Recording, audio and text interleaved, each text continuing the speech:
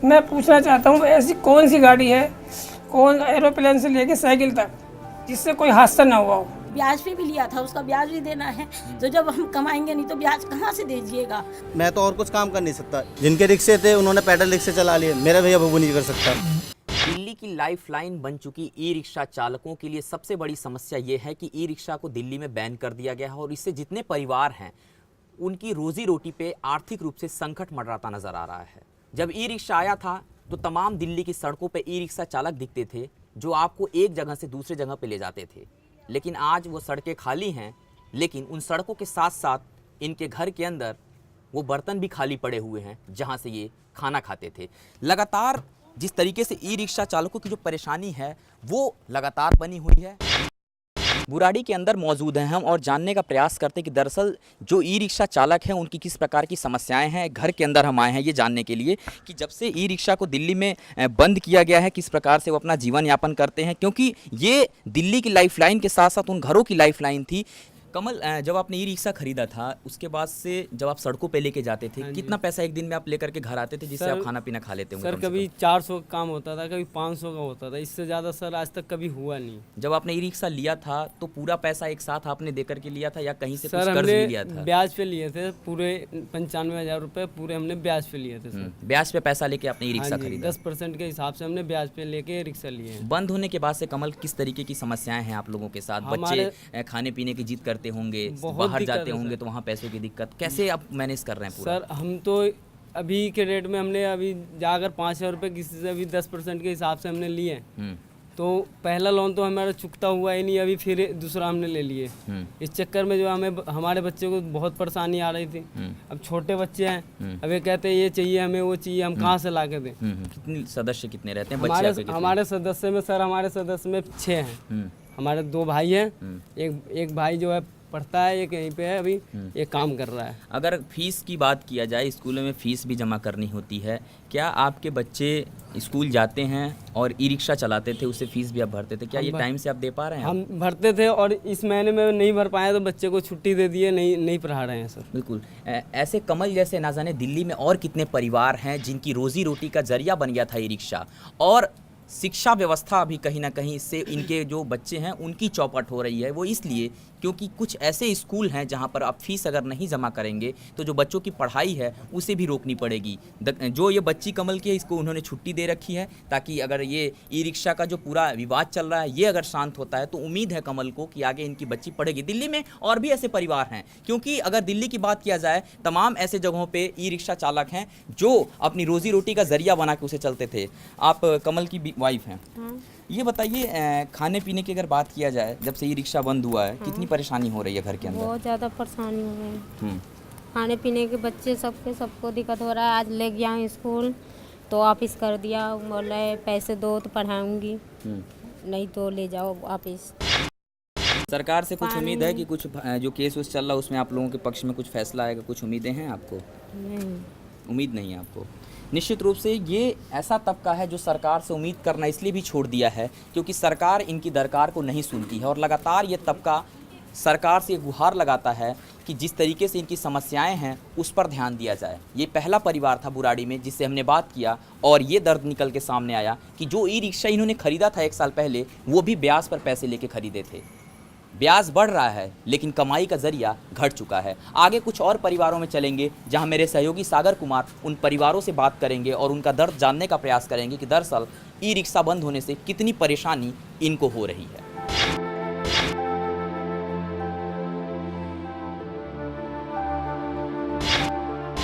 Court ने जब से ई रिक्शा को बैन किया है दिल्ली की सड़कों से ई रिक्शा नदारद हो गई है।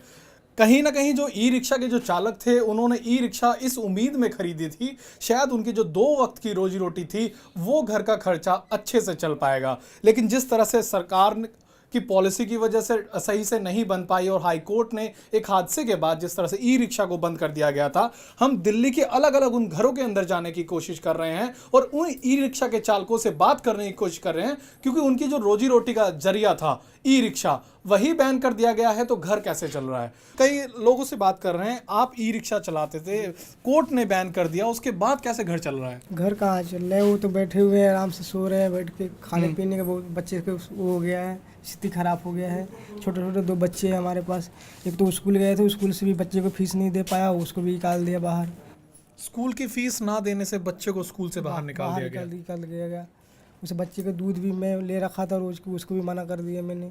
पैसे न आए पे कैसे होगा पुलिस। मतलब कितने कमा लिया करते थे? 500-600 रुपये रोज के कमा लेते थे, रोज के घर के खर्चा था, और किराए रेंट के मकान है उसको देना पड़ता था हर महीने 2500 रुपये किराया।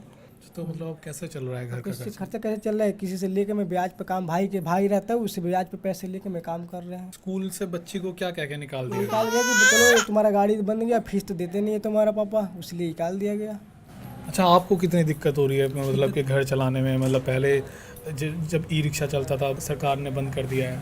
वही दिक्कत है, जो राशन पानी की दिक्कत है। पहले कमाते थे तो हर चीज़ हो रहा था, बच्चे को पढ़ाई लिखाई सब हो रहा था, अब नहीं है, सब बंद हो गया। शायद सरकार की अगर मुस्कुराहट देख रही हो, इतनी मुश्किलों के बाद भी ये शायद हंस रहे हैं। शायद इनकी दिक्कतें जो हैं, पहले 400-500 घर के अंदर कमा भी लिया करते थे, लेकिन अब वो बंद हो गई है कमाई, जरिया नहीं है बिल्कुल। बच्चा स्कूल जाया करता था, फीस नहीं भरी गई तो स्कूल से बाहर कर दिया गया। बच्चा छोटा सा है, शायद 1 साल का भी नहीं है, दूध के खर्चा है, दूध लेने जाया करते थे, दूध वाले ने अब मना कर दिया। सरकार से क्या कहना चाहिए? सरकार कहना है कि हमारा गाड़ी चालू कर दे, अपना रोजी रोटी अपना फिर आ जाए, फिर अपना अस्थायी जगह पे अपना खाना पीना बच्चे को मिले, दूध मिले, बच्चे स्कूल में जाए, कोई दिक्कत नहीं है हमको। रजिस्ट्रेशन कर दे, जो भी सरकार को करना है वो कर दे, कोई दिक्कत नहीं है हमको। बिल्कुल, जो पॉलिसीज़ हैं वो सरकार बनाए, इनका कहना है कि हम चलाएंगे, लेकिन हमारी भी यही गुहार है, क्योंकि जिस तरह से ई रिक्शा जब सड़कों पर आई थी और कहीं ना कहीं जो मुसाफिर थे उनको भी सहूलियत हो रही थी, लेकिन जिस तरह से हाई कोर्ट ने इसको पूरी तरह से बैन कर दिया, अब जो ई रिक्शा चालक थे उनका घर किस तरह से मुश्किलों से चल रहा है, ये शायद हम आज दिखा रहे हैं आपको। दिल्ली के हर जो अलग अलग हिस्से में जा रहे हैं ई रिक्शा चालकों से, दूसरे किसी घर से बताएंगे मेरे सहयोगी गौरव मिश्रा। मैं पूछना चाहता हूँ, ऐसी कौन सी गाड़ी है, कौन एरोप्लेन से लेके साइकिल तक, जिससे कोई हादसा ना हुआ हो? ब्याज पे भी लिया था, उसका ब्याज भी देना है, तो जब हम कमाएंगे नहीं तो ब्याज कहाँ से दीजिएगा। मैं तो और कुछ काम कर नहीं सकता। जिनके रिक्शे थे उन्होंने पैडल रिक्शे चला लिए, मेरा भैया वो नहीं कर सकता। मेरे साथ लक्ष्मी है, नाम तो इनका लक्ष्मी है, लेकिन इस वक्त सबसे बड़ी समस्या पैसे की ही है, लक्ष्मी की है, धन की है।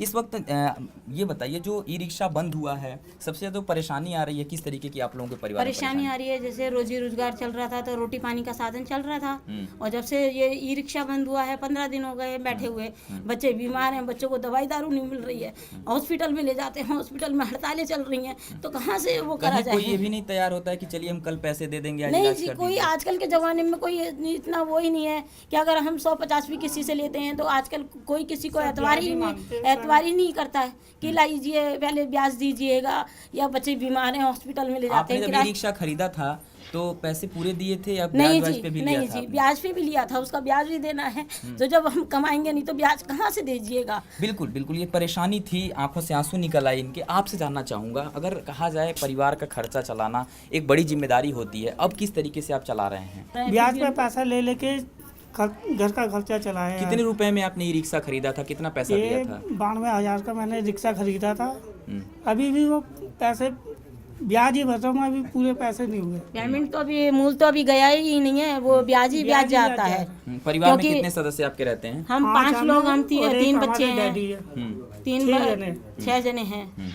ये लगातार जो समस्या, आपकी बच्ची पढ़ने जाती है स्कूल में? बच्ची जाती है पढ़ने, सरकारी स्कूल में जाती है, बच्चे बीमार हैं, उनके दवाई दारू के लिए वो नहीं हो पा रहा। अब जब दवाई दारू के लिए नहीं हो पा रहा तो बच्चों को कैसे वो करेंगे? ना बच्चे स्कूल जाते हैं, घर में बैठे हुए हैं, जब दवाई दारू होगा बच्चे ठीक होंगे तभी ना स्कूल जाएंगे। कितने घंटे आप चलाते थे ये रिक्शा, कब घर से निकलते थे? सवेरे 9 बजे निकलते थे, 1-1.5 बजे ले आते हैं, 2 बजे बैटरी डाउन हो जाती, फिर चार्जिंग के लिए लेके फिर 5-6 बजे निकल। सरकार से कुछ उम्मीद है? नई सरकार बनी और अब ये एक कहा जाए ई रिक्शे को बैन किया गया है, तो कुछ है सरकार से उम्मीद? कोर्ट में भी फैसला चल रहा है।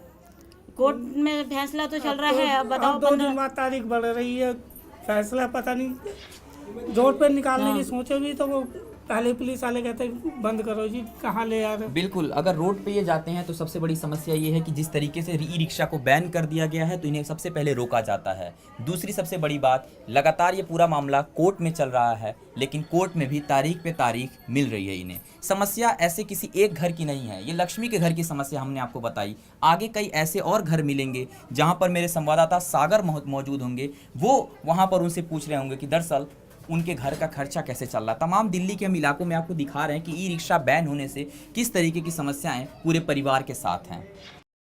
दिल्ली में ई रिक्शा जब से बैन हुए हैं, हम जितने भी दिल्ली के अलग अलग एरियाज़ के अंदर जा रहे हैं और उन परिवार का दर्द जानने की कोशिश कर रहे हैं कि जब से जब ई रिक्शा बैन की गई, सभी के घर के बाहर ये ई रिक्शा शांत खड़ा है। कभी दिल्ली की सड़कों पर यह शान बनकर दौड़ता था, लेकिन अब जो ई रिक्शा के चालक थे वो मजबूर हैं अपने घर पर बैठने के लिए। शानू जी के घर आया हूँ, शानू जी से बात करता हूँ कि आखिरकार ई रिक्शा बैन होने के बाद आखिरकार उनका घर कैसे चल रहा है। शानू जी, कितने दिन हो गए हैं ई रिक्शा को खड़े हुए? ठीक है, अपने 11 से 12 दिन हो गए। 11 से 12 दिन हो गए हैं।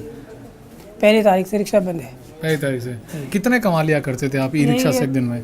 500 से ले 400, 500, 600 रुपये कमा लेते थे। लेकिन अब ई रिक्शा बंद है तो कैसे घर का? बहुत दिक्कत हो रही, बहुत दिक्कत हो रही थी रिक्शा घर को चलाने में। तो छोटे छोटे 3 बच्चे हैं, एक स्कूल जाता है प्राइवेट में, मैडम कहती है जी फीस लाओ, दूध वाला कहता है दूध पैसे लाओ, नहीं दूध के पैसा मिल जाए, कहते जी हम नहीं रुक सकते इतना। बहुत दिक्कत हो रही दूध हमारा परिवार चलाने में। हम सोच नहीं पा रहे हैं क्या होगा, कैसे हमारे छोटे छोटे 3 मेरे बच्चे हैं, लड़कियाँ, कैसे मैं बच्चों को अपने परवरिश करूँ। मैं तो गवर्नमेंट से कहना चाहता हूँ जो भी करना जल्दी करें, बंद करना तो बंद करें, हम चोर मजदूरी कर लेंगे, बेलदारी कर लेंगे, कुछ और चल लें, लेकिन कम से कम पता तो चले कब फाइनल होगा कब नहीं होगा। मैं पूछना चाहता हूँ ऐसी कौन सी गाड़ी है, कौन एरोप्लेन से लेके साइकिल तक, जिससे कोई हादसा ना हुआ हो, लेकिन क्या है ये गरीब आदमियों की गाड़ी है। इसमें जो सबसे मेन ये है कि गरीब आदमी कोई कुछ नहीं कर पाएगा, पहले इसे बंद कर दो। आप ट्रक ले लो, गाड़ी ले लो, कोई सी भी गाड़ी जिससे एक्सीडेंट ना हुआ हो, यहाँ तक कि ट्रेन हो, एरोप्लेन हो, साइकिल हो, लेकिन क्या ये गरीब आदमी की गाड़ी है कि मजदूर आदमी कुछ कर नहीं पाएंगे। पहले इसको बंद कर दो। एक परिवार में कम से कम मेरे 5-6 बच्चे भूखे, मैं क्या करूं बताओ, मुझे आप खुद ही बताओ।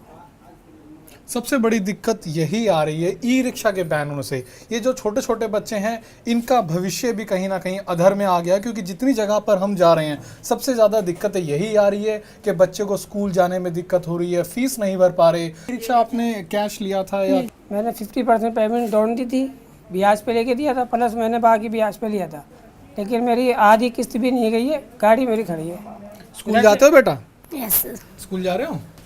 ठीक है। कोई दिक्कत हो रही है? पापा पहले पैसे दिया करते थे। हाँ, तो पैसे भी नहीं मिलते ना चीज़ के ना किसी चीज़ के। अच्छा, पैसे नहीं पैदल आना पैदल जाना। पैदल आते हो स्कूल से? पहले कैसे जाते थे? पहले पापा छोड़ने आते थे रिक्शे से, अब रिक्शे नहीं चल रहे तो पैदल जाते हैं। तो ये छोटे छोटे बच्चे हैं जिनको ई रिक्शा का सहारा था, शायद स्कूल जाने में भी दिक्कत नहीं हुआ करती थी, इनके पिताजी जो थे वो लिया करते थे। वैसे भी ई रिक्शा जितनी सहूलियत दिया करता था, उससे कहीं ना कहीं हम मुसाफिरों को भी बहुत दिक्कतों का सामना करना पड़ रहा है। हम लगातार ई रिक्शे वालों का दर्द दिखाने की कोशिश कर रहे हैं कि आखिरकार कितनी दिक्कतें हो रही हैं।